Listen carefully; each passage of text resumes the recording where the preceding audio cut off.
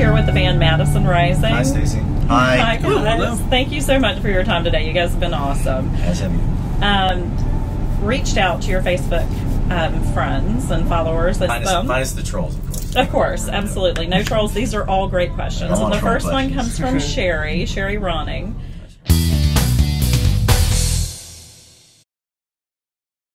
Sherry. Hey, Sherry. Hi, Sherry. Sherry's berries. Keep it up. She wants to know, would you consider, if you were asked by a political candidate to back someone or even a specific party, would you consider doing that? Herman Cain.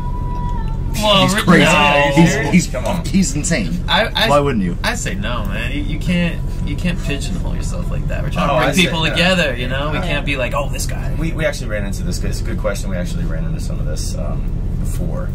And there were other things, different guys, different districts, same beliefs, but there's a competition there. I don't think that we would ever back anyone from the opposite of our beliefs. So if that answers your question. But you really can't get into backing up kind of anybody. Well, yeah, we can. Whoever we pick, someone's always going to look at it and be like, oh, I can't believe that. And I would obviously say, like, if it came down to 1, 2, or 3 of the candidates and everyone else had already been fallen off, then we would have to make a decision on that. But I think amongst primaries and things like that, I would hate to get into local politics at that sort of level and create animosity amongst the groups on the same side. If that makes sense. It makes perfect sense. Actually, I think it's a really smart move. But if everybody wants to get together and rock out, we'd be happy. Yes.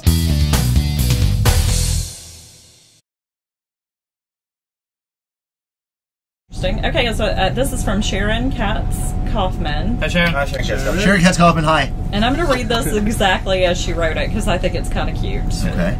It says, okay, as a retired dancer, parentheses, Disney, not pole dancer. Okay. Question mark there. And I wasn't even going. I honestly never thought that. Like a beautiful ballet. Ballet, exactly. Thank you. She just wanted to be We're perfectly classy clear. guys. Right. PG-13. And the mom of 2 sailors and a Marine. Raw. I hear cadence in your bass line in your Star Spangled Banner. Is there a particular cadence that you thought of that inspired you or that you thought of when you were working on this rendition? She's definitely not talking about musical cadence. It actually came from a train. I was on a train, and when I was writing that... It is the most... It gives me goosebumps when I hear it. It's that for whatever reason... You guys to play that part. We actually, in the studio, I believe you guys used the Goosebump plug-in. Yeah, there was it's just... Move up that fader there. Get some goosebumps. Y'all are hysterical.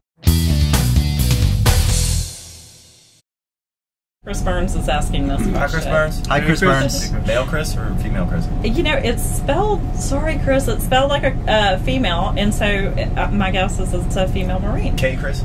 Yeah, K Chris. Okay, we'll go with that. Okay. I'm a Marine veteran who was just blown away by your version of the national anthem. About you, something. In a society where being patriotic is seeming to disappear, where did your pride and country come from? Good question. Yeah. Me? I came from a rich military sort of family. Everyone in my family, my brother, my dad, except for my mom, and then aunts and uncles, and I had people that were always either serving away or at some point serving. And obviously, my dad and my brother were very, very close to me. So that's where my genuine love of military and sort of the seed was planted. But I think what has happened was a lot of that kind of went away after I got out, and I wasn't paying as much attention to what was happening as I should have. And I would say within the last 7, 8 years, the focus on politics and what was happening in America and what was truly really going on in Washington were things that I was enlightened to it. And people like Andrew Breitbart, like you said, I was starting to read, and I was starting to focus in on certain radio broadcasters. So it was that over the last just over the last 10 years that I've really I've been enlightened to what has been going on, and the reason of getting behind the patriotic message was definitely dawned from that and what this country really needs. So that's me.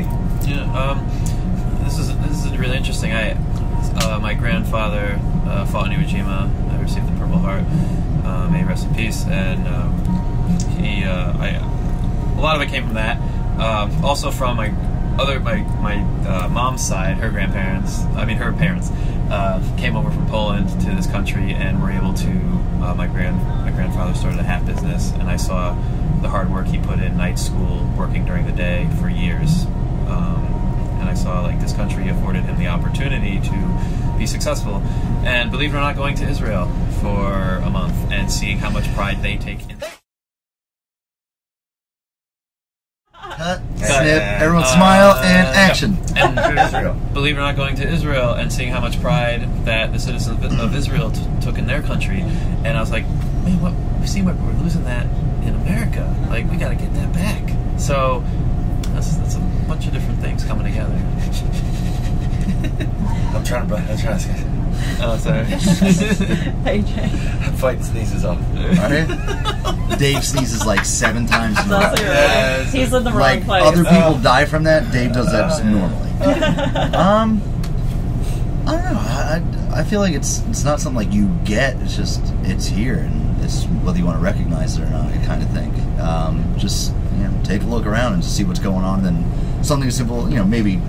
Not so much your trip like to Israel or whatever, but just looking at other countries and just seeing how things are there. It's just like that stuff doesn't go on here. So we're, it's like people should be a little bit more thankful and thoughtful of like those kinds of things. Absolutely. Yeah, and my pride for the country, has been growing. Especially touring with these guys, and some of the places we visit. We visited the Walter Reed Medical Facility in Bethesda, Maryland, and. Just going in there and seeing, we visited the amputee ward. They're trying to rehabilitate themselves to continue on with life after they've lost limbs in Iraq and Afghanistan. And, just seeing how, the media kind of talked a lot about what was going on, earlier in past years, and now not so much. You don't really hear a lot about it. And to see, we met a fellow that 2 months ago got a big chunk of his hand blown off. And, it doesn't really seem like there's as much being spoken about it in the media. And, that was very enlightening.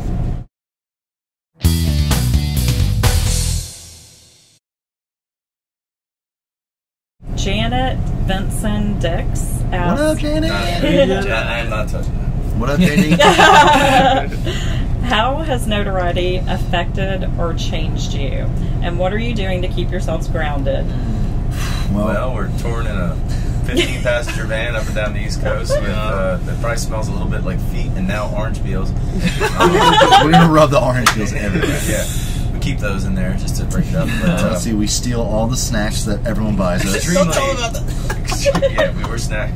Watch out for your chips, potato chips. Hide your chips and sodas. I don't really see us as being any.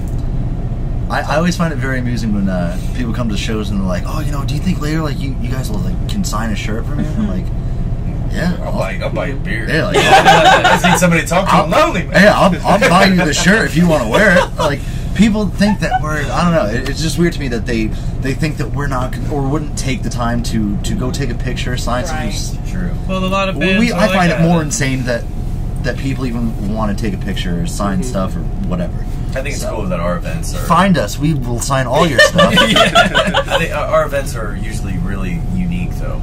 Oftentimes they're places or people or organizations that have never even dealt with a band or dealt with, any kind of music entity at all. So, when we meet a lot of these people, and just like today's, Patriot Party, I feel more at home here. I feel like I'm amongst friends, and I think maybe when you are in a major national act or whatever that's touring the country, that you may feel the need to sort of like cower in your tour bus, but we don't have a tour bus. So right. It's nothing to cower. We have nothing to cower behind. If there is anyone who wants to donate a tour bus, yes, like to donate a tour bus, please go to MadisonRising.com. That would be awesome. Yeah, I think as one final point, I think it's because we're so sure of what we stand for and what we believe in, and people see that. And like I said, it's a home. We feel comfortable with our fans, and I think there are some bands out there that there's a disconnect between who they are on stage and what the fans see them as, and so they feel this like why should I do this for you? Not even that. But if it weren't for the fans, well, I know we got nothing to do. But so that's I think that's an interesting point. It's all about the fans. It really is.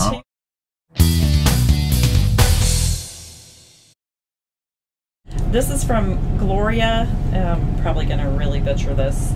Tumalak Amit Rabinal. I noticed Dave giving the Shaka sign in a lot of pictures. Does he have any ties to Hawaii? I don't have ties to Hawaii. I just it's always been, it's one of those signals. It's just kind of means, you know, feeling good, just hanging, doing something you're enjoying. You know, it's just a, you gotta give it a something to be.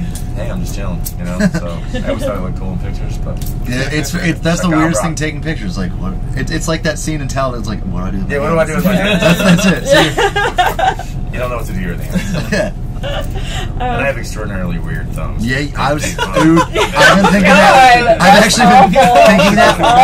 I've been thinking this all day. Not even hitchhiker thumbs. I was a velociraptor in a former life. Apparently.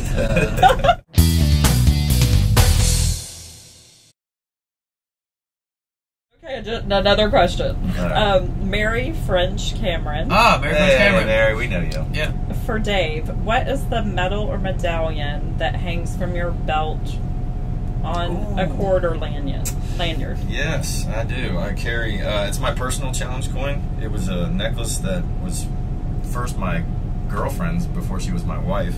And it used to have a piece of black onyx in it. And I used to wear it in my other band, and because I stole it from her because I thought it was awesome. And then one night it hit another piece of jewelry or something, and the black onyx shattered out of it. So I put it in my pocket, and when I put it in my pocket, a dime got stuck in it.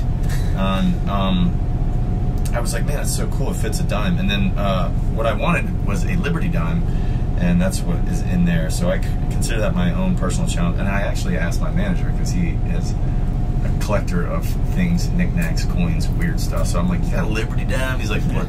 You want a silver dime? I'm like, yeah, give me a silver dime. Silver dime? Here's one right here. Yeah, that's amazing that he had. So yeah, there was a dime stuck in there. I actually couldn't get it out for a while, and then once I did get it out, I put a Liberty dime in there, and it has it's got mercury in there. So that's what that is. So, but that's my own personal challenge coin, and I do hang it there, and I do look at it daily to challenge myself to do something that's going to benefit somebody other than myself, and that's going to hopefully make a difference in somebody else's life. So that's my personal challenge coin that I hang from my belt. That's your 2 cents. Just FYI, people listening in, these guys are awful. They're just not good people at all. I mean, we're actually gosh, like could you get a more perfect we're like answer really than that? racist. Yeah, I know, right? Oh my God. Hate children. Yeah.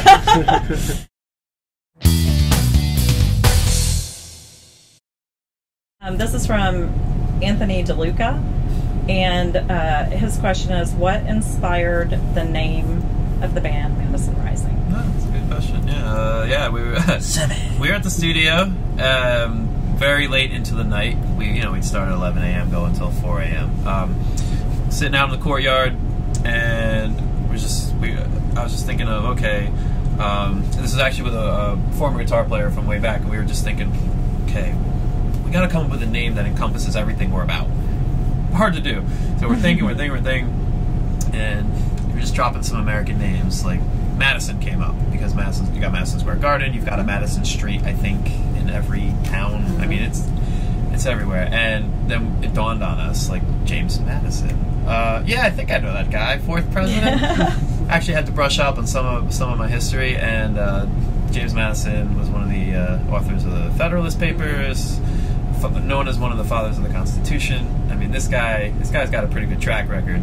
So we went with Madison Fire, Madison Ghost, Madison, a couple of different variations. So glad those didn't get used. I know. So we ended up with... We are Madison Ghost now! Yeah. Madison Ghost Flame. And then we just said...